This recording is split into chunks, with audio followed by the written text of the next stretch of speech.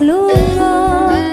awas nemoni apes lemah teles Gusti sing bakal bales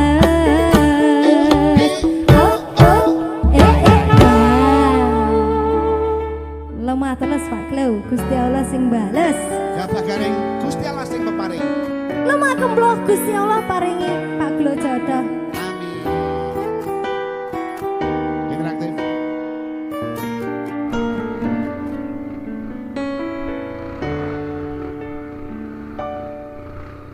Jujur ati iki loro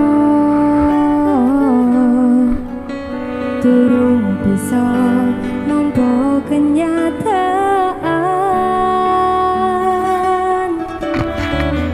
tanduran sing wis tak sirami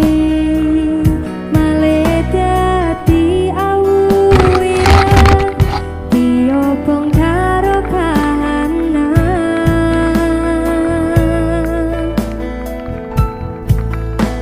biyen janji bareng-bareng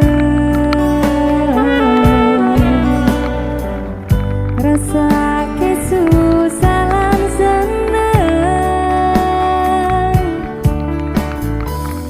saiki kowe medhotke angen-angen